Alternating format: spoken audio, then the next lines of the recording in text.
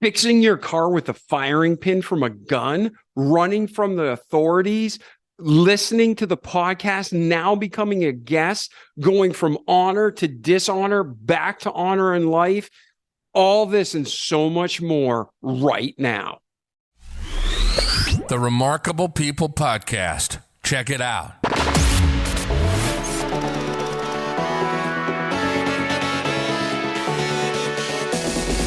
The Remarkable People Podcast. Listen, do, repeat for life.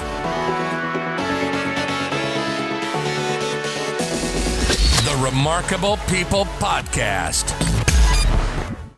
Hello, friends. Welcome to this week's episode of the Remarkable People Podcast. This week, we have a longtime listener that reached out 6 months ago from when we're recording this. We just now got to record his remarkable episode, and you're probably not going to listen to it for another 4 to 6 weeks. But it's super exciting because we're going to see our guest's journey from honor to dishonor, back to honor, how he learned to get off his ass, how he took a pin from a gun, put it inside his car so he could get to his drug dealer's house while he's fleeing from the police so he could turn him in the next day. But he talks about, despite the mess of his life that he made, how God forgave, how he restored him, and how he now has a career and a wife and beautiful children, and wrote the book Dishonor to help us all be redeemed and come to know peace, joy, and love. So check out the Remarkable People Volume 1 book. Listen to this episode and check out our guest book, Dishonor. And most of all, don't just listen to this great content, but like our slogan says, do it. Repeat it each day so you can have a great life in this world and an eternity to come. So I'm David Pasqualone. Whether you're a first-time listener or a serial listener and you've listened to every episode of our podcast, we thank you for being here today. We hope this episode helps you. It also helps those you love when you forward it to them. And our whole goal is to glorify God and to help you grow so the world's a better place. I'm David Pasqualone, and welcome to the David Mike Story. Hey, David, how are you today, brother? Good. Thanks for letting me talk to your audience. I appreciate it. Oh, it's an honor to have you. And I was just telling our listeners a little bit about you. You wrote a book called Dishonor, and we're going to go through your life story just like we do with all our guests, the good, the bad, and the ugly, the highs, the lows, the everything in between. We'll start off at your birth and move through life to today. Then we'll transition to where is David today and where are you heading? So now that you just helped us, now let's try to help you. So on that note, one thing I wanted to talk about before we get started is if a listener right now is, should I continue with this podcast or should I shut it off? They're going to get a ton of gold from you and a ton of information they can apply to their life. But if there was one central message they're going to leave with if they listen to your podcast episode, what is that going to be? You do not have to be defined by your past. That's going to be the biggest nugget I think they're going to take away from this episode. Awesome. And how many of us need that exact message, right? I think everybody haunts us. Yeah. So let's do this, David. At this time, where were you born? What was your family like? What was your upbringing like? Mom and dad in the home, brothers, sisters, aunts, uncles. Where were you? So I was born in Connecticut.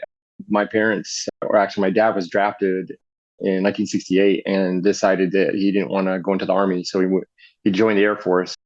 My parents were married, and 9 months and a day later, I was born. So, but then after that, my father moved to England. So we ended up having to move over there with him. And then he drug us around the world, for many years after that with a career in the Air Force. So I moved from England to South Carolina to Louisiana to Germany, which is where I went to high school. And then kind of the story picks up from there. I have two brothers and one sister. And so we all grew up together, pretty tight-knit family. And, some of the experiences we've had were traveling around and seeing some cool stuff. But my father was really big into going to church, and he was the music director at the church we went to in South Carolina for years. And so, we used to go to church on Sunday morning, Sunday night. There was multiple days in the week where we would go because of the things that his responsibilities. There was like a Saturday bus route that we would knock on doors and try and get kids to come to the church, and Wednesday night. So we spent a lot of time in church growing up. So that's kind of like the backstory a little bit. And back then, was that something that you were like, man, I'm tired of this? Or was it you understood and I really enjoy this? Like everybody has a different background. Some people are like, I love being a preacher's kid. I hate being a preacher's kid. Some people I love going to church. Some people I hate going to church. What was your perspective growing up? So it was something that we did. I didn't really know any different. And I think we maybe went to the chapel when I was up till 3, like a base chapel. But then in South Carolina, it was just the life we lived. I didn't really know any better, but I didn't really pay attention, which I realized later in life. I think I was spiritually deaf, for lack of a better term, because the only thing I remember about church was rules. Don't screw up or you're going to get zapped, basically. The phrase that I remember more than anything else was, you got to get right with God. And I don't know that anybody really knows how to do that, but that's what I believed I needed to do. And so I was constantly in fear of the lightning bolt coming down and zapping me in my spot, So that's kind of like how I felt about church and God. And it was just something you did. And I knew it was a good thing. And I believe that, I accepted Christ at a young age and lived the life that I was supposed to, but I didn't quite understand the message and the person of Jesus at the time. It was just kind of the concept, if that makes sense.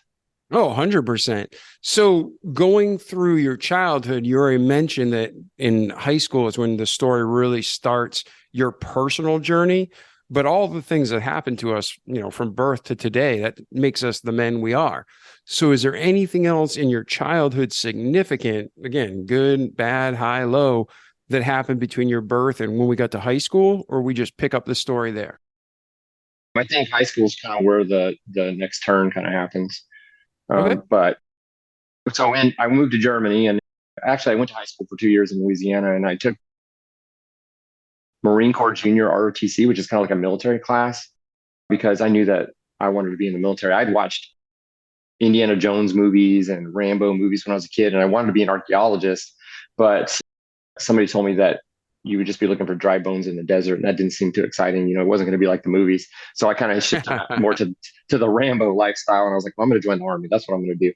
So I did the 2 years of junior ROTC in the Marine Corps version of it. Then we went to Germany. I had like 2 years of Air Force ROTC. I effectively got out of PE classes, so I never had to take PE, which it was not my forte at all by doing that. And so I was basically gearing up to be in the military. So as soon as I graduated high school, I joined the Army, and I went to basic training in Fort Knox, Kentucky, to learn how to be a cavalry scout. And that is basically like a reconnaissance type job. Mind you, I had career military running all the way through to the Civil War and beyond. And so this was just kind of like a path for me. And most kids who went to high school in Germany, kind of this is the thing they did, but I was really into it. So I really wanted to do that. So I went to basic training, then I went to airborne school, which didn't quite work out for me. I ended up breaking my leg and not finishing the program. So I ended up getting shipped to Fort Polk, Louisiana, which they say is not the end of the world, but you can see it from there. It's kind of like one of the worst military installations to be stationed at. Now, let me ask you a question. With the airborne training, is that something you wanted to do, or is that something you kind of pushed in? Were you voluntold to do it, or did you want to do it? No, you got to sign up for it. And I had a friend that graduated ahead of me, and you got paid $100 extra a month to jump out of airplanes. So I was like, that's what I want to do. I'm going to do that. I also went into the military with 2 grades higher than normal. It's an E3 instead of an E1, because I had taken the ROTC program. So I was getting paid more, and I was going to get paid a little more for the airborne portion of it. But since I broke my leg and I couldn't complete training, they just shipped me to a different unit. And I was supposed to end up at. Yeah. Skydiving then and skydiving now are 2 different events almost, right? I'm sure. Yeah. And the military version is totally different. So yeah. You jump out. Now, how many jumps did you have before you broke your leg? I broke my leg running. I never. Oh, you broke your leg running? Yeah. So because I had never taken PE, I was kind of a scrawny kid. I was about let's see, 105 pounds, 5'10" when I graduated high school. So when I got to basic training, man, it was brutal. It's like 14 weeks straight of all the 4 years of PE that I never took all thrown at me at once. So I had these shin splints in my legs. And when I went to airborne school, one of the things you do is you run. And on one of the runs, like first weekend, my leg just broke.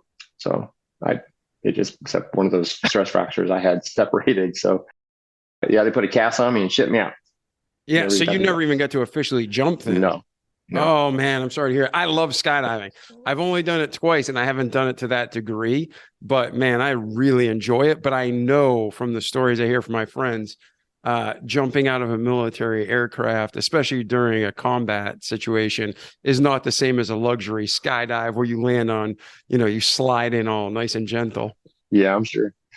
So cool, man. So, okay. So you're in Germany, you got a history and a lineage that goes back all the way to the Civil War, which is incredible.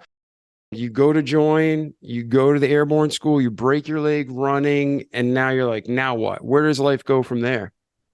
So I ended up at Fort Polk, which was about, I dated a girl in high school, and, one of my goals was, get married and, join the Army, get married and, move on with my life. And so I ended up about 6 hours away from where she lived. So while I was at the Fort Polk area, I would, on the weekends go visit her. And so what happened was over time, long distance relationships don't seem to work out. And she ended up breaking up with me. And so I was super depressed and super sad, and had some friends that I was hanging out with. And they were telling me, come out, hang out with us, don't be sad.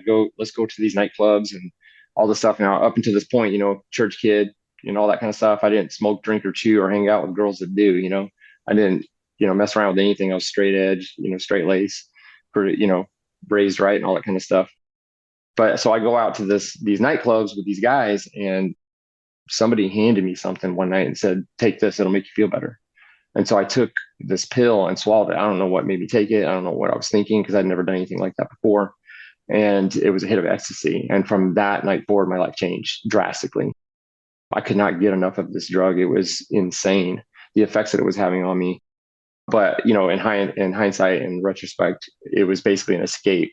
And it kind of took the pain and hurt away from the things that I was feeling, being separated from my family and having this heartbreak that I thought was, life changing and life altering, even though, now when I look back, it was, it's just a breakup, but it really messed me up. So next thing you know, I'm going to the club as much as possible to get a hold of this.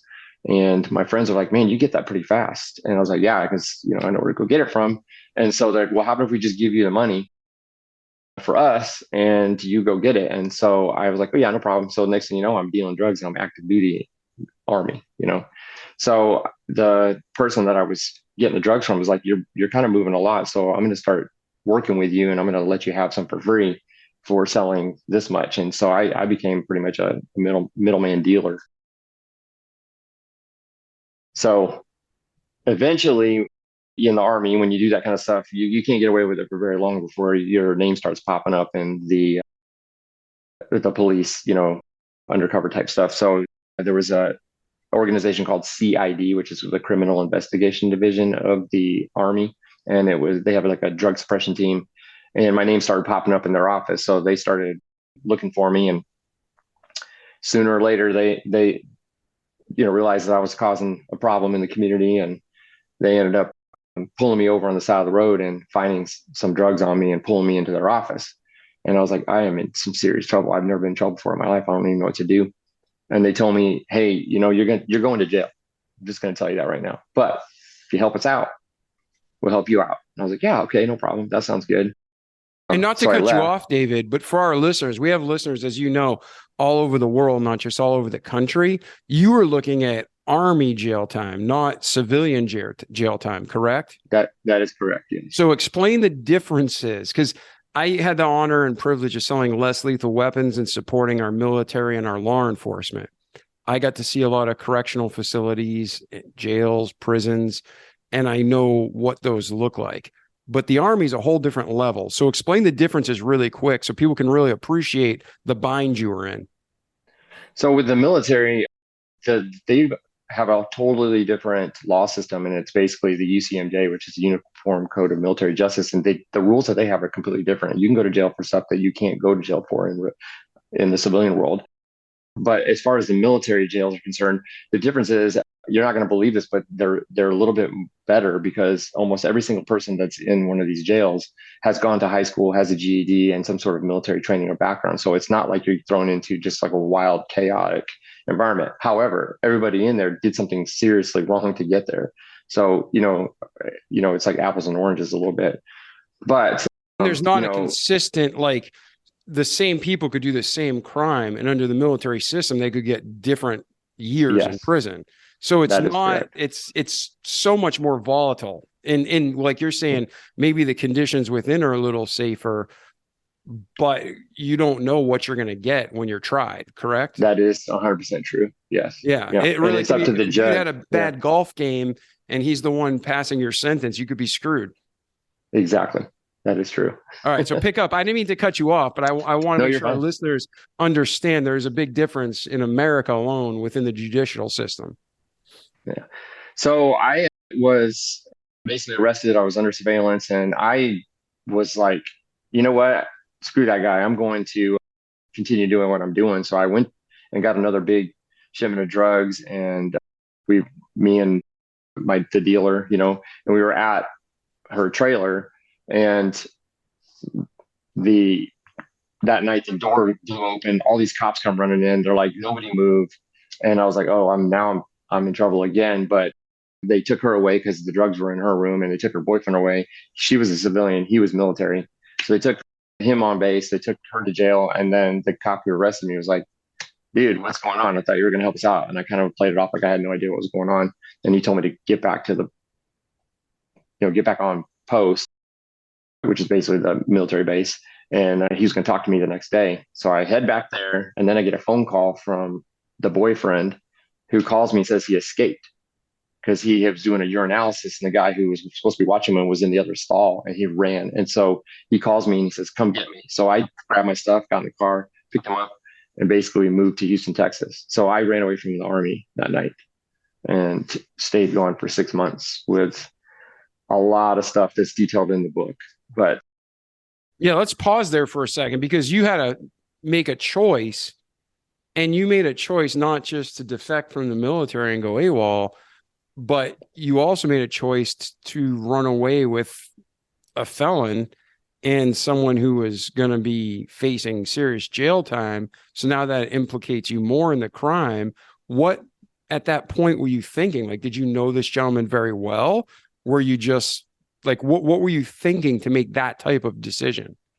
The only thing I was thinking was I was going to go to jail, which they told me I was. And now with this mess, it was just going to get worse, because it looked like I wasn't really willing to help, which I wasn't. And so I think I was just looking for an escape. And I was like, I don't know, with what I hear, at the time, what I heard about jail and prison, I was like, I will not survive. There's no way. So I'm not going. Just that it was self-preservation, I think, was the biggest motive. And also just, the fact that I was using so many drugs and doing drugs so frequently that I feel like I just needed to be able to have that instead of the reality of life.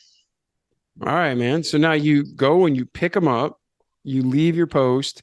Where does life take you from there? So I moved to Houston, Texas, and in Houston, I had done some dealings with the dealer that my dealer was getting her drugs from. So I kind of hooked up with them, and there's a lot that happened, too much to go into, but basically I ended up living in this drug dealer's apartment because he got arrested, and I kind of took his spot in the tier. So as I'm getting drugs from the people he was getting drugs from, I started going back to Fort Polk and selling them like an idiot because I just ran away from there, So over a 6-month period, I'm driving back and forth between Houston, Texas, and Fort Polk, Louisiana, and buying quantities of drugs and then going there and selling them and going back and forth, just basically to survive, because I didn't have a job other than that, and also to fund my habit, because the further I went along, the more and more I started to take, to the point where I was self-medicated almost every single day.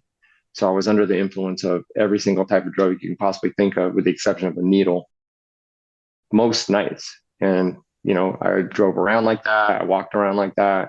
And I used that as a form of, a way to live. as far as compensations goes. So And roughly, how old were you at this point? 19, 19 years old. So you're 19. And did you have any communication with your family, your mom, your dad? Was there any kind of connection, or were you completely disconnected at this point? I did call him and tell him I got in trouble, but because my father was in the Air Force still, active duty, if he knew where I was and didn't turn me in, then he could be implicated with harboring a military fugitive. So I never told him where I was exactly, and I never left any way for them to communicate with me. So I just would touch base with them from time to time, just kind of let them know I was still alive. And it really, as I look back, just super selfish. And if anybody who's listening understands addiction at all, it's a very selfish disease. People will do anything for a high and don't care who or what they take from, emotionally, financially. It's a bad deal. Okay. So now you're in Texas. You're not only dealing drugs, but you're an addict. You're taking huge, crazy risks going back to where you fled from. And where does the story go from there, David? So it got to the point where so many different types of drugs in my system all the time. I actually ended up overdosing one night, and I still couldn't get my act together.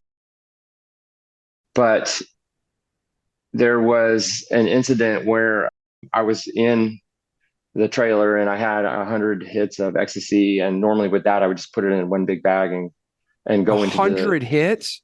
Yeah, that was just a cell. I wasn't using that many. I'm like, holy crap! No wonder why you overdosed.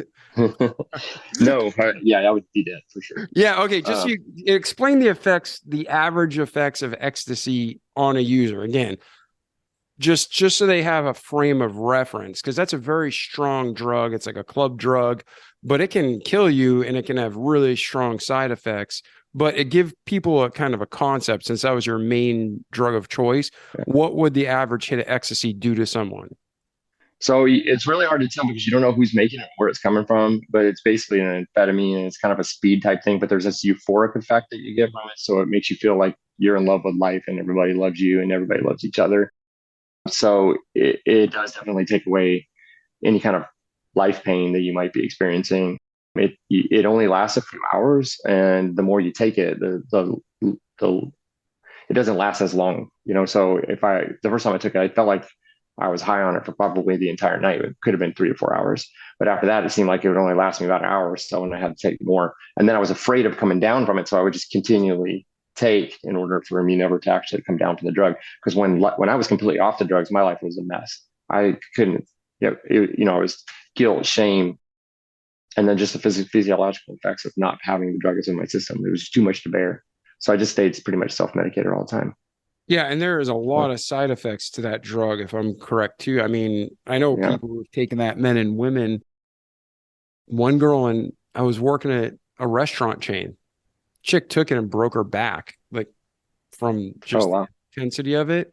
Yeah. And then I know a lot of people they take it with the intent of, what's the word? Like enhancing their sexual experience, but then they can't have good sexual experiences after that in real life without the drug. Is that some of the stuff that you know of people using and having it affect? Yeah, for me, it was just like, could I get as high to the sky as possible? It was just like chasing the high. I started mixing with LSD, cocaine, crystal meth, marijuana, alcohol, all of the stuff I'd never even done before. So I was just like, whatever somebody had, I would trade for it or experiment with. And it was just every night was just kind of a different situation. So anything just to keep that high going. Okay. Mm-hmm. Yeah. All right. And just not be in reality at all whatsoever. Yeah. Okay. So where do we go from here now? So I've got this 100 hits of ecstasy, and my crime partner at the time is the guy that I got arrested with. He's got some LSD. And normally with LSD, you take it and you put it in a little bag so that you're not supposed to touch it. Otherwise, you can absorb it in your system. So we have all these little baggies, and we had these leftover bags. And I'd always told people if I got arrested, I was going to consume everything that I had and just go out, because I'm not going to jail. I'm not letting them take me down. No way, Jose. So for some reason, I'd never done this before, but this particular night, I decided, hey, we got these extra bags. Why don't I just stick all these ecstasy pills in these bags? So I had 100 individually wrapped pills of ecstasy in this big bag, and I had it in my jacket, and we decided to go to the club. So we're in the club, and then a friend of mine comes running in and he goes, dude, I just heard in the parking lot you're about to get busted. So the CID, the Army undercover cops, knew I was, they've been watching for me. They knew I was going to be there that night. So they were coming in to get me. And I was like, oh my gosh, I was going to take all the drugs if they ever caught me, but I can't because this night I put all these pills in these bags. And I'm 100% positive that that was divine intervention because I had never done that before. And so the very night that I'm getting arrested, I do this weird thing with the drugs, making it impossible for me to consume all the drugs. So the cops grab me. I throw the jacket on the ground with the drugs in it.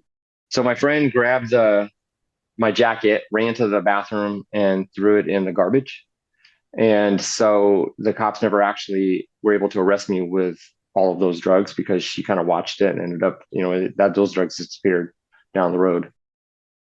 But they took me outside. They had me up against the wall, guns, and everything. And they were sure they were going to bust me with all these drugs, and they didn't have any. I didn't have any on me for them to arrest me with, but because I was AWOL, they were able to arrest me because of that. So they took me to this local jail, put me in there until the next day they were going to come and pick me up. The Army guys were going to pick me up. And I just remember laying there in bed going, I've screwed up my life. My life is over. This is it. And I'm just laying there, feeling sorry for myself, praying to God, get me out of this. But it wasn't time. So they took me back to my unit and they told me, if we put you back in the barracks instead of in jail, or will you run away? I'm like, no, I'll just hang out, wait for my trial. My dad was supposed to come to my trial, which in hindsight, I got my father who's in the military coming to his son's military trial on request. And, that probably didn't go well with his commander and, being embarrassed and all that. But my dad, he's a good guy. He's like, I'll do whatever I need to do for my son. But for some reason, something happened with the court date and he wasn't going to be able to make it. So I freaked out and I ran away again.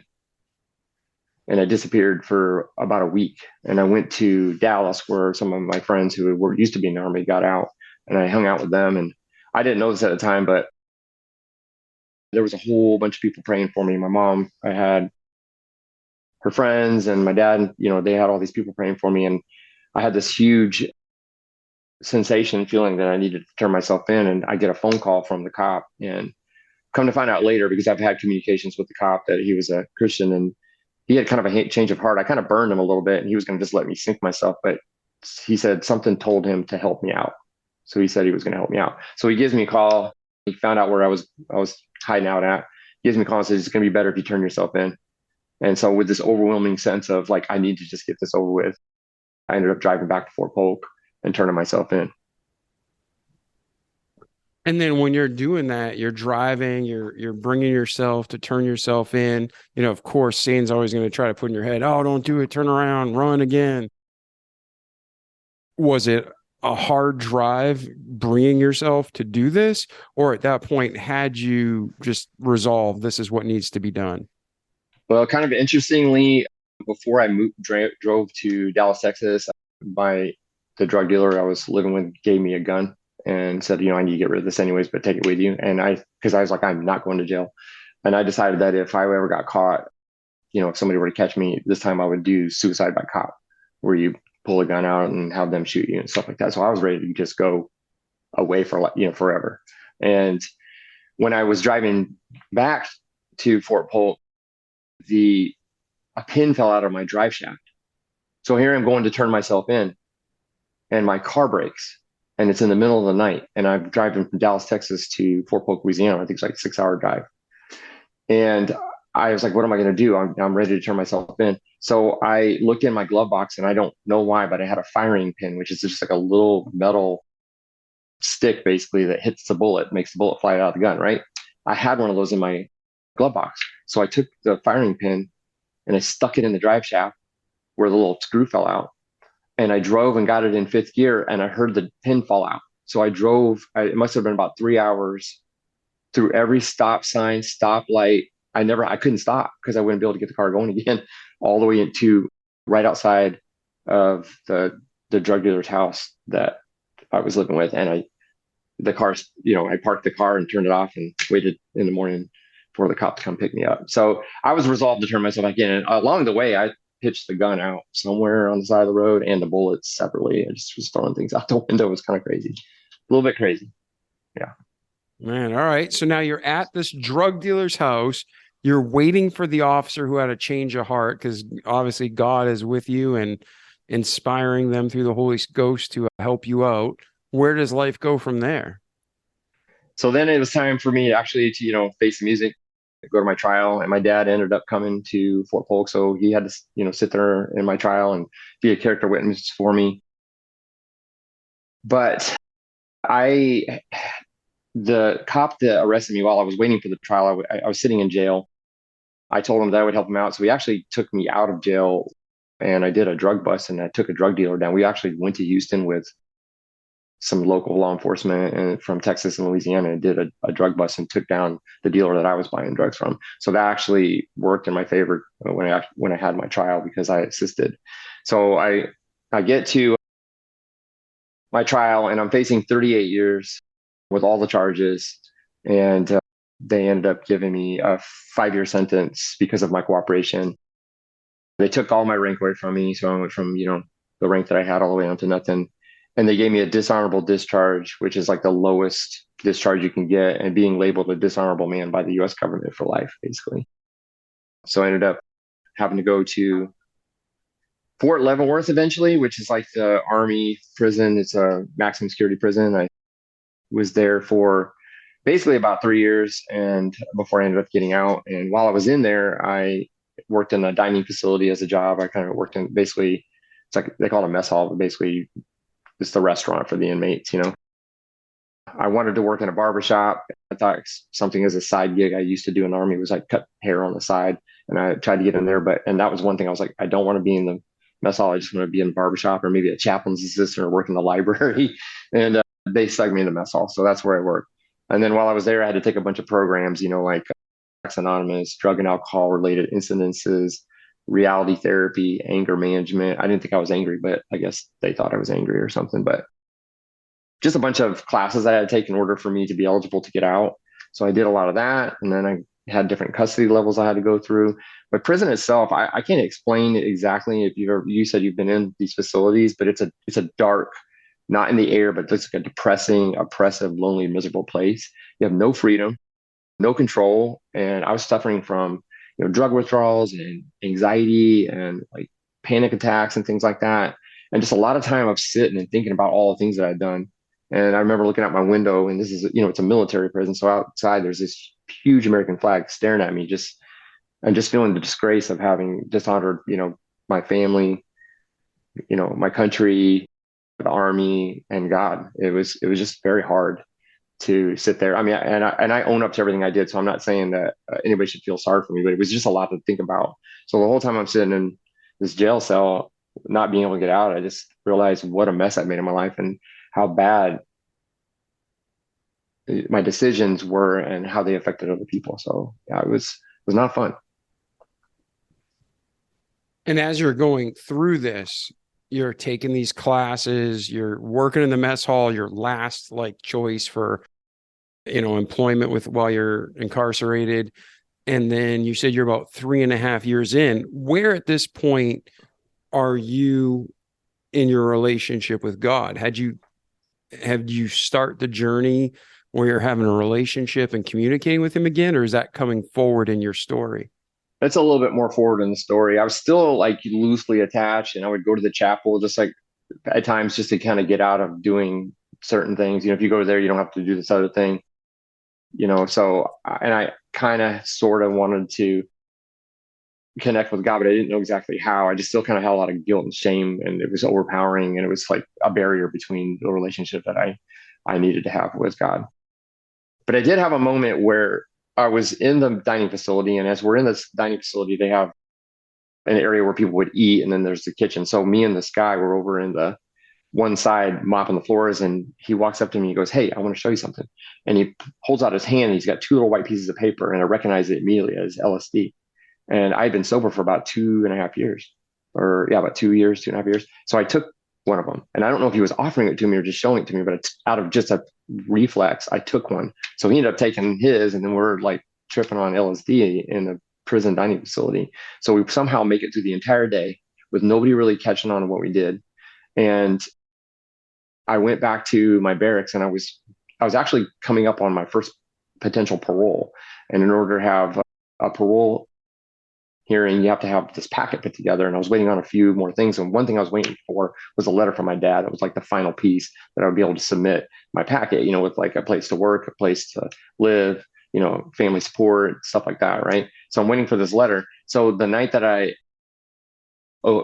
relapsed on drugs, I get this letter and I open it up. It finally arrived that same night. I open it up, and in there is my dad stated that he would stake his reputation, his job, and his life on the fact that I would never do drugs again. So again, I feel like another God orchestrated moment was showing me that had he actually had to put all of it up, for collateral, then I would have been basically taking him down. And then it was that moment where I just lost it, and I realized this has got to stop. And so I swore off drugs for life at that moment. I've never, other than ibuprofen and things like that, I've never partaken in any type of mind altering stuff again. So that was pretty pivotal, I think, as well. But to get into the God thing, I finally made it to the highest custody level, which is basically you're not in the prison anymore. You're kind of like in this barracks, and you're allowed to have a radio, which is kind of like a privilege, instead of listening to the prison radio system, which is like a jack on the wall with headphones. And I'm scrolling through one night, and I'm listening to this preacher talking, and I don't usually listen to this kind of stuff, but he asked, these people call in and ask questions about faith and stuff, and this guy calls and he's talking to him. So this preacher says, when Jesus died for our sins, how many of them were in the future? And I was like, that's something I never really thought about before. And he said all of them, since he died like 2,000 years ago. So he died for all of your sins, like every sin that you would commit before you were born, and he still decided to die for you, knowing that you were going to do that. And my mind was blown at that moment, because I never thought about it like that. I just kind of thought, like, screw up, you get zapped. Your life won't be good if you don't get right with God. And that's something I don't think we ever can actually do on our own. And then I started reading through the Bible. So my parents had sent me a Bible, it was a study Bible, and I'm reading through it. And all of a sudden I start seeing these verses pop up, and it's explaining grace and redemption. And these words that you hear in church when you grow up, but you don't know what they mean until you had to live under them, And so I read a verse that said, it was 2 Corinthians 5:19. For God was in Christ reconciling the world to himself, no longer counting people's sins against them. And that was super powerful, because he doesn't, like I screwed up big time, and I mean, there are other people who screwed up worse than me, less than me, but it's all the same. Like sin is what keeps you having a relationship with God. And then another one was Romans 8:1, which is my favorite verse in the whole Bible. So now there is no condemnation for those who belong to Christ Jesus. So I was in a state of condemnation by the U.S. military, sitting in prison, dishonorable discharge, drug dealer, scourge of the earth, scum, all these labels that I'm putting on myself. And God's looking at me going, you're my son, just like my father did when he stood up in my trial. You're my son, and I'll do anything for you. And I would just want to have a relationship with you. And it was crazy. And I feel like as I was reading the Bible, it was like it was being rewritten for me right in front of my face. It was mind blowing. And that was something when we read our Bible. I mean, it's the word of God. It's, in the beginning was the word, and the word was with God, and the word was God. Word is God. So it's so important. But for someone who's not ready to accept it, I still think, read the Bible as much as you can, and you're going to come to see truth.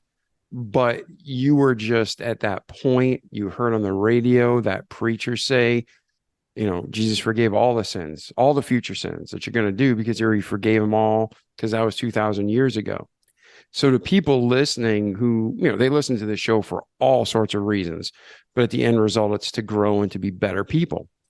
For those listeners who don't have a relationship with God, what advice do you have for them right now? You mean like the secular view of? Yeah, like they're like, man, I love listening to your show, Dave, and David. I'm glad you're on here today, and the information you're giving it's interesting, and I know, it's giving me. We're getting to the practical steps of how to overcome more, but I just don't believe in God. I just don't have that faith. So someone caught your attention, and then it brought you into this journey of searching out for a relationship with your true Father. But for someone listening now who's on the fence, and they're like, should I even waste my time on that? Should I invest my time on that? What message do you have to them? Well, it would be really hard for me to separate faith from my story because there were so many clear instances where it's too coincidental to be a coincidence. But I do know that had I in the military, they have things in place for people, especially now more than ever before, especially with people coming back with PTSD and trying to figure out how to deal with that. But had I just reached out to somebody and said, "Hey, I'm struggling," I think that would have been a bit beneficial. But I didn't, and I don't think that was my path. I have regrets, but I can't live in regret. I've got to move forward. So, but if I could go back, I think one of the things I would have done was reached out and said, "Hey, I'm struggling. I need help," instead of going to drugs, which was just a random occurrence, which altered my life forever. So I think just reaching out, and I think that as men, especially, I think men have a tendency to think I've got this. I have to be tough. I'm secure. I'm the rock, and you're not. Like, we're all human beings, and we're going to make mistakes, and there are people out there who want to help you. You just got to reach out. I think that's probably about the closest thing I can say is finding a community of people who care about you, who are willing to invest in you, who would be similar, to the God thing, but without God being in it. I just can't separate the two myself. Yeah, we shouldn't separate. There's nobody. Yeah. God's not separated from anything. God, I don't care if you're a business person, if you're a janitor, if you're a rocket scientist, God's in everything. I mean, if it works because of God. So I wasn't asking you to separate at all. Oh, yeah. But when it comes to your journey of knowing God, that's what really brought the healing from what you're saying. Oh, yeah. So that's what I was saying. For someone who's in there hurting, but they just can't get it through their thick skull, what is the healing? What is the solution? What advice do you have for them about the Bible, about the gospel, about God? The one thing I think, if you can't forgive yourself, you need somebody else to forgive you. I mean, God is the answer. I mean, God has forgiven us all, and He actually sent His Son to die for everything we've ever done. So that's the most powerful thing you probably believe. And one of the coolest things, the guy that I was listening to on the radio, his name was Bob George, and he's since passed away. But his book was called Classic Christianity, and I poured through that book, and that it was full of some really cool information. But one of the cool things that really helped out was, if you are a parent and you have a child and your child screws up and your kid comes to you and says, "I'm so sorry," and you're like, "Son or daughter, I forgive you. Don't worry about it. We're good." Right. And then your child comes back, "No, really, I'm sorry. I can't get this off my chest." And you're like, "No, I forgave you yesterday. You're good. Everything's good. We're good to go." And then they come back again. And I think as Christians, we have a tendency to do that. We're always like, "Please forgive me," or "I hope I'm saved." I just can't let this go. And God's like, I took care of that. It's gone. It's gone forever. I don't even have it in my mind anymore.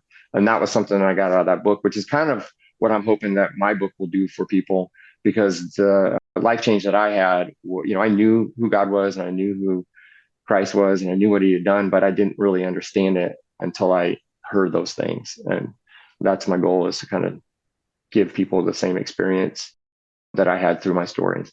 Oh, beautiful. Yeah. In a real relationship, church doesn't save anybody. A relationship with Christ does. And that, I mean, life's all about. It's about glorifying God, loving God, because He first loved us. And, have peace with God, have peace with ourselves, love God, love others. That's life in a nutshell. And that's where we're going to feel peace, joy, and contentment, connected. That's where everything people want really is. So talk about this, David. You're listening to the radio.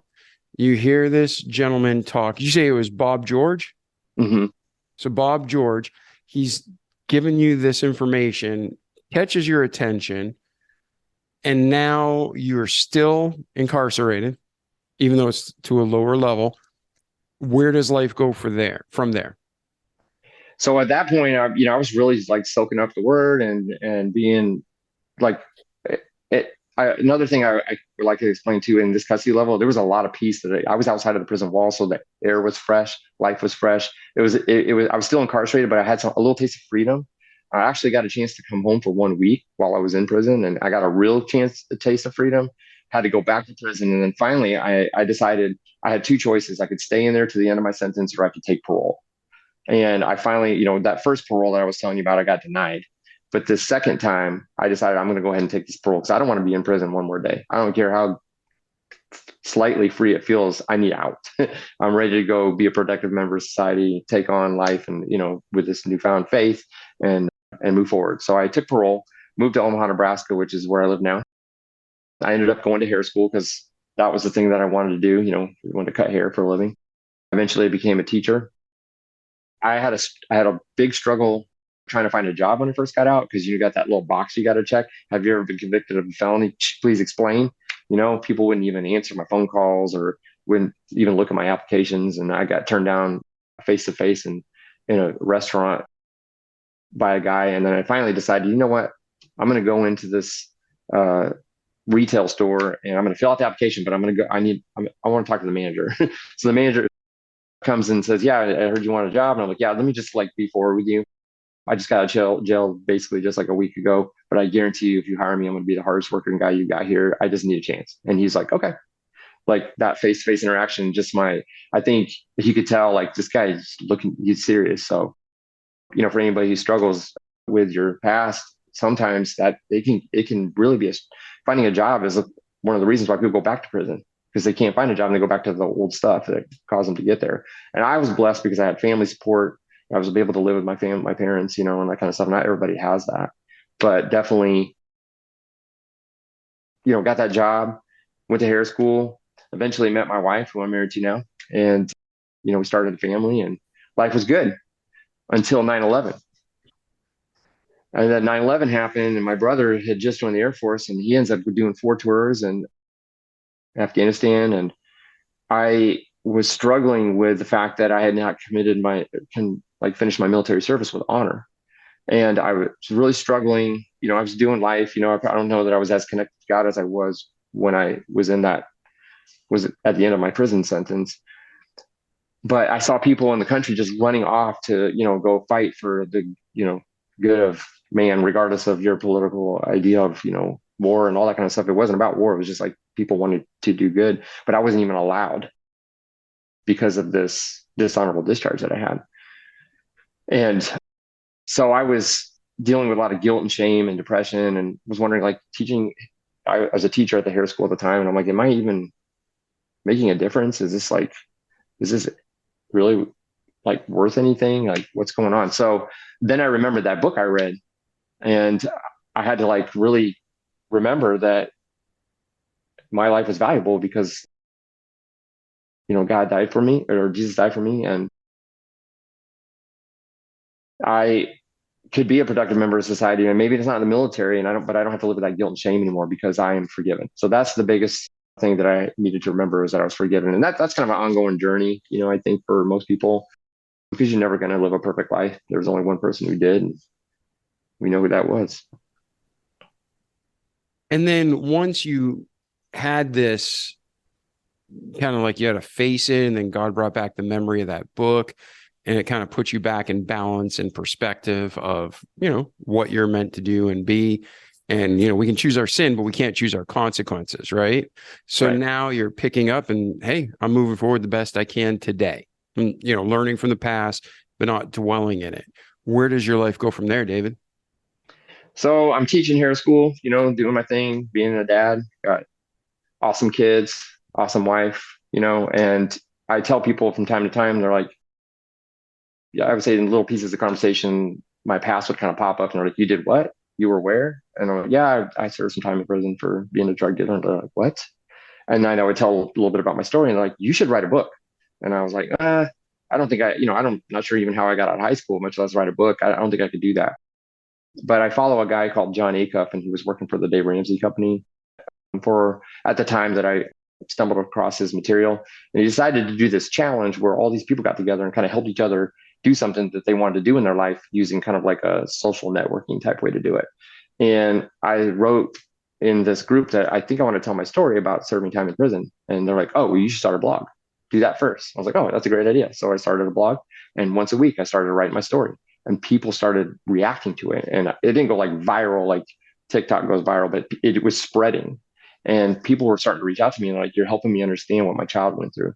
You're helping me understand, what my husband went through or what I went through. And people started reaching out to me. And then people that I knew were like, hey, just so you know, I also serve time. Like, what? And it was just opening up all these conversations. And it was really cool because my story, as messy as it was being used by God to reach out to people and help them know that they weren't alone. And then at the end of a 3-year period of blogging, I ended up compiling it and then putting it into a book form. So then I launched this book, and I had a little launch group of about 750 people in a little Facebook group who had followed the blog all along, and they helped me get the word out. And then I got to see this book being, selfies being taken to this book all over the world. And it was really cool.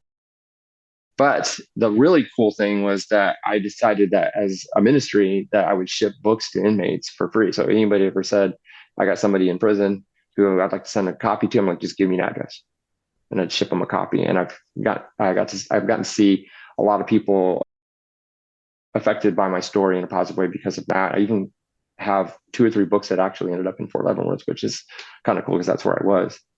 And more recently, over the past 3 years, there is a cosmetology school in a women's prison in Oklahoma. And when the class graduates, I send a copy to the entire graduating class. So each one gets a copy. And this last one, I think, was about 23 people get a copy of my book, which is relatable because they're in prison and they're doing hair. They're going to come out and trying to find a job. And it just all, it all works together. And so I'm just super excited about the fact that my story gets used this way. And I don't take any credit for it at all because I know God's hand is on it completely. I just recently also had a student tell me that after reading my story, one of my current students, that she turned her life back over to Christ after reading my book. And that's, you can't get any better than that. It's just one person meets Jesus through your story. It's worth it. 100%, man. I'm so glad to share this time with you. It is an honor. And to hear your story and to see you're sharing it and giving the glory to God. Because it all is his. Our failures are on us. All the success is on God, right? Yeah. So let me ask you this now. You said a couple things. This is where I want to park, have a real kind of teaching moment where you break down your successes. So number one, you didn't just you were looking for what the next step was. That group helps you to find it, but you had to do. You had to take action. Mm-hmm. So I want you to address the listeners about taking action, what's some steps to get started or finding what you should be starting.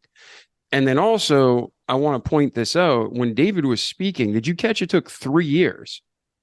Not everything happens overnight. The average millionaire takes 7 to 9 years, right? The average overnight success. When people say, oh, they're an overnight success. No. On average, statistically, it takes 7 to 9 years of hard work to become that overnight success. So David, he committed to writing that blog and building his group out to, you said 750 when the book launched, which is great. That's a great community, but it took work and time. And every moment was super happy and exciting, David, right? No discouragement at all. It was hard. So what happened was I put the blog together, and every single thing that I did through this group of people, the original group had about 3,000 people in it that were all kind of doing different things. Some of them wanted to be like life coaches or a Disney planner or, chef or, change the career that they're in. Everybody had their different goal. Mine was just, I just want to tell my story. But all these people that I had been in this group with had the experience. And so my first step was I went to a conference and this guy said, you need to get off your ask. So what that means is don't be afraid to ask people, because there's people out there who have done the thing and are willing to coach you or help you, usually for free. And obviously there could be some investment involved, but at this time, everything I did, I got free advice and help from people who had done it before. So that was my first step, was just asking. And I started blogging, and this woman reached out to me. She goes, hey, can I help you? Because the way that you're describing your story, I can tell is very powerful, but the way you're writing it is not. So she was saying, how did you feel? As a male, I'm like, I did this and I did this. So she actually coached me. So I would send her through Evernote. I would send a copy of my weekly blog to her. She would look through and say, and then, with some advice, I would kind of take out all the I's, and restructure that. And then you need to tell me how you felt. And so I had to really dig into my emotions, which is really hard for me because I'm not like an overly emotional guy. So there was that, the coaching process, and then just understanding all the aspects that go into blogging and that kind of stuff. And I just learned it all as I went along. And so that's what helped it grow. But constantly reaching out and being educated by the people and reaching out to people who already know how to do it and them feeding into me and giving me the information. But it took 3 years for me to get all of the story out.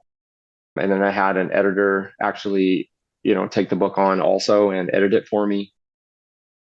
She helped me with the launch team. So I'm really big on, if you want to do something, you have to reach out to the people who know how to do it. And there's courses you can take and things like that. But generally, you're going to find somebody in your community or your circle who's willing to just give you a hand. So where would you recommend people are listening now? They're getting encouraged. They're like, man, I was just about to quit. David's talking about this. Where do you recommend they start to find these experts? Because everybody will do it for money. And that doesn't mean they're any better than the people who will donate their time just because they want to see you succeed. So where's a starting point you'd recommend for most people trying to get off their ass?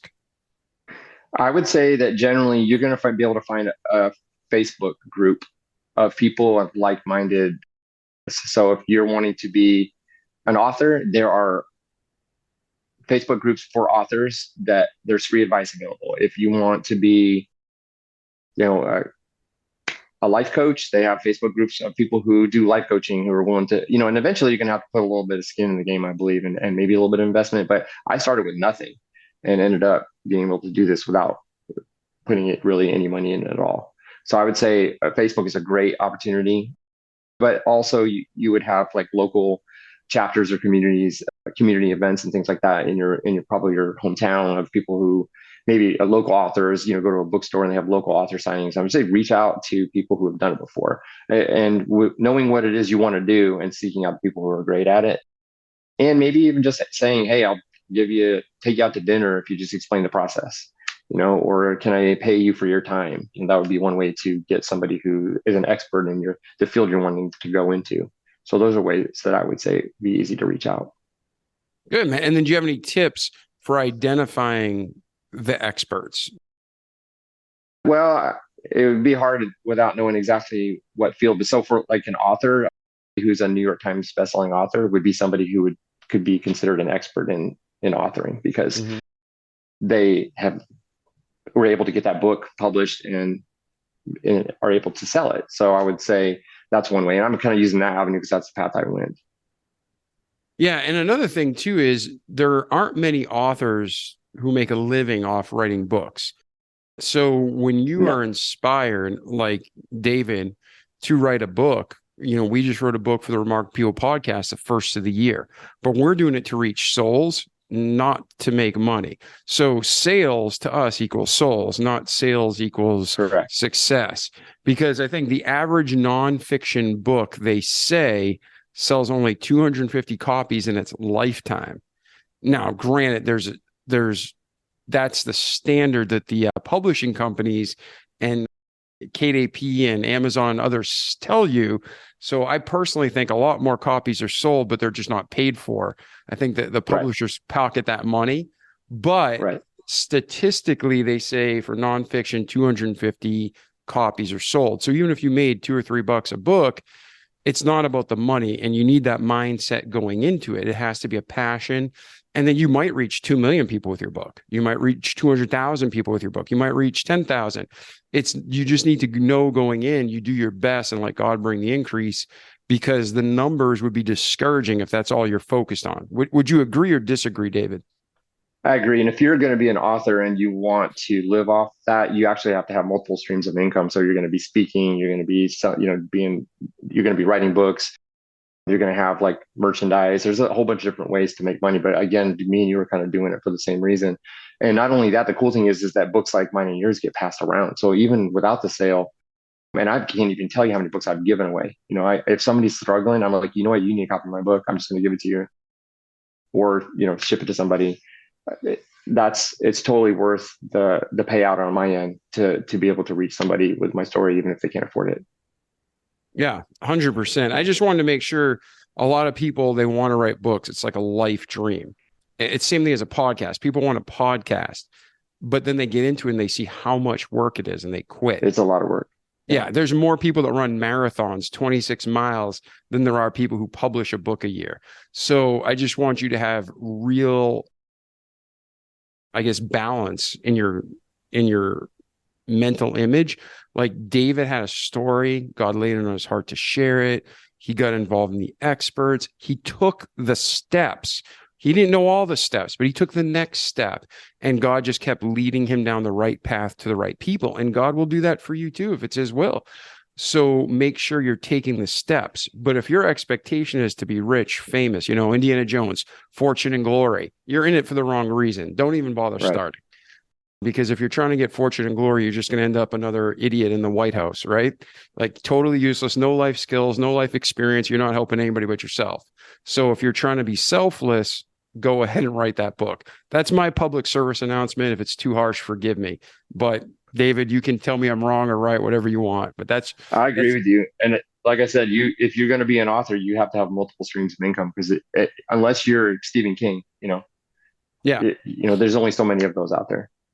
Yeah, it's the anomaly, and it's not the norm. So, and he writes fiction, which people don't want to live in reality. They want to read nonfiction, right?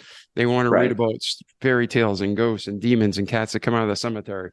So, anyways, let's get back to your story. So you get together with this group, you find the right team, you commit.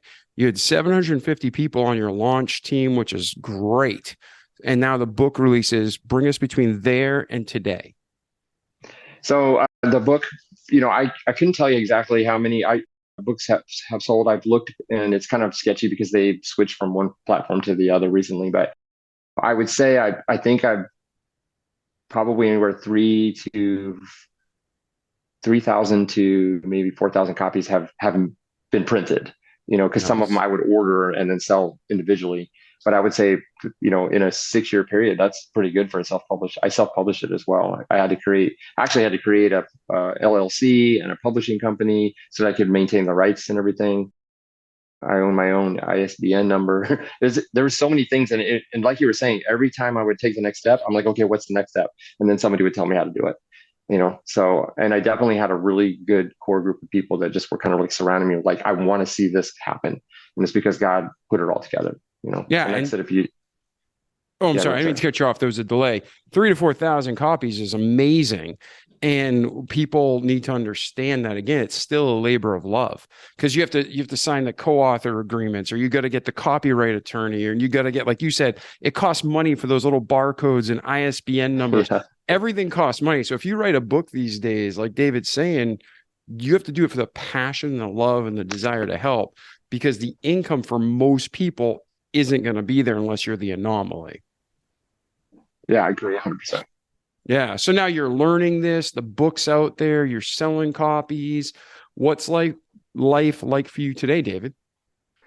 And in the beginning, it was, I was in the newspaper, I was on the radio, people would share it. And I spoke at some churches and some, different community groups. And then as the time went on, that kind of slowed down. And now it's just more like word of mouth as far as the book's concerned. I'd kind of bring it up, my story, in person to some of my students, people I work with, people I go to church with. And then people like you allow me on their podcasts. This is my first one this year. I did 1 or 2 last year. And I'll reach out if the platform seems like it makes sense. And I still am able to get my story out there 6 years later. And so it's been really cool. And actually, it's been 9 years, because I started the blog, 3 years before I wrote it. So, I'd say the story has been circulating for about 9 years now, officially, since that first blog post. Yeah. And I think David and I are both the same, where our stories are little circles, and there's, billions of people, billions of stories, but they all circle around the main circle, and that's God. And that's correct. His story. And that's all Dave and I are trying to share with you, is all the hope, all the joy, all the peace, all the success. Even when you have failures and hardship and sickness, when you're with God, you have peace and joy. And that's something money can't buy and drugs can't bring you. So let me do this too. Little steps, like me and you, we met. Explain to the listeners how you and I met. Because that's, like, to me, there are no coincidences, and, all these things tie together. And now you're a guest on the show. And I can't remember how I stumbled on your podcast. I just know that I listened to it. And I don't know if somebody else was on there that I was interested in. And then I'm like, oh, they were on that one. So I'll listen to them there. And so then I back, went back to the beginning, and I basically just listened to all your podcasts and been listening each week. So I can't remember who turned me on to your podcast, but Yeah, I think no, and because it's of not the about the guests. details, but it's like somehow you found our podcast. Yes, You yes. listen to like 110 episodes now, which is thank Yeah. you. Thank you to all our listeners, whether you listen to one or the 110 at this point. Thank you. We're doing this for you. We hope it brings you value. But now look at this. David and I are talking, and there were steps in between too, because I remember you heard an episode, you reached out, then we start talking about your story, and now Yeah, it was in July. Say what? I think it was in July is Yeah, when July. we had a conversation. Yeah. Yeah. So, ladies and gentlemen, behind the camera, behind the scenes, if you're listening, David and I spoke in July, and it is of 22.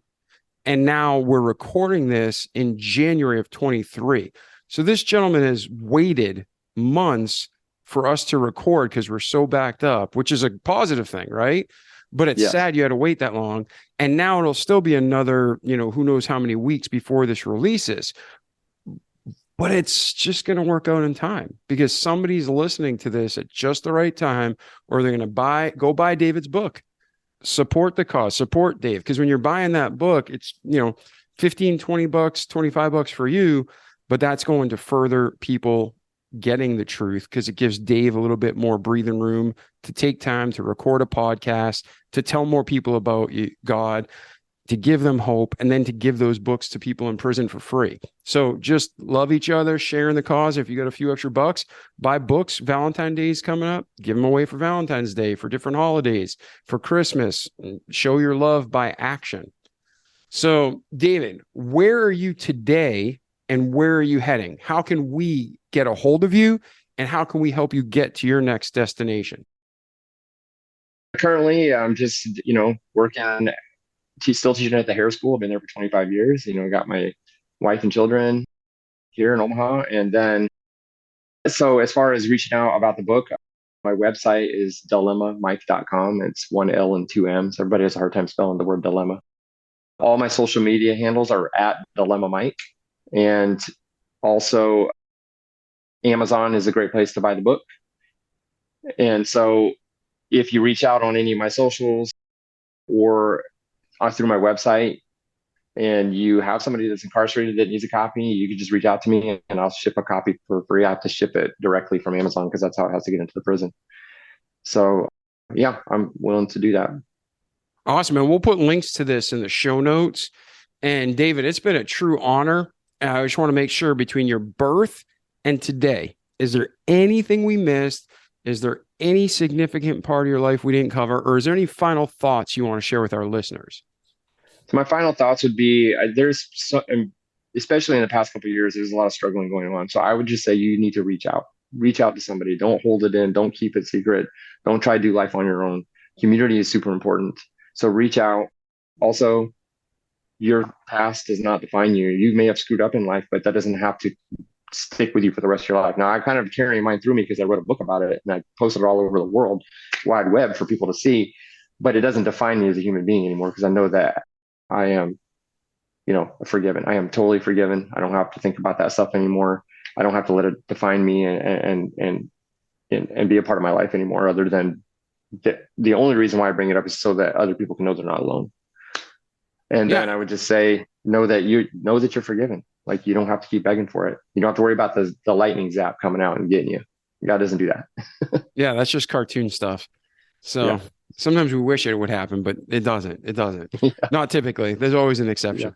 But no, man, David, thank you for being here. Thank you for sharing your story openly and transparently. That's what it's all about. A lot of this stuff, like I said, not that you should feel ashamed, but like you said, you felt shame, and instead of like serving your country, you were behind the wall of a prison looking at a flag, but you've corrected, you've reestablished, and now you're a productive member of society, and more than that, the kingdom of God.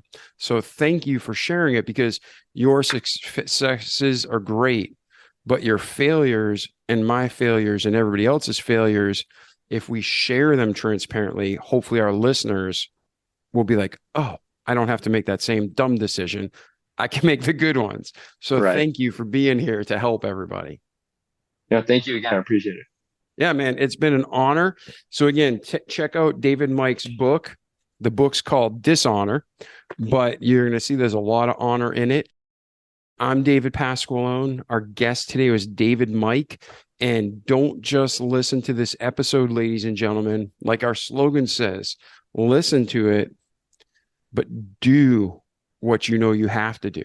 Repeat those positive steps each day so you can have a great life in this world and most importantly, in eternity to come.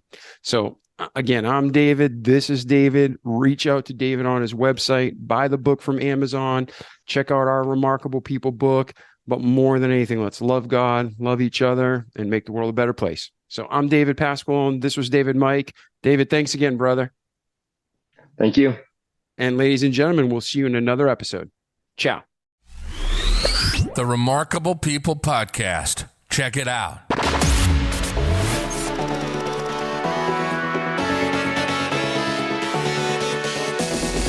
The Remarkable People Podcast. Listen, do, repeat. For life.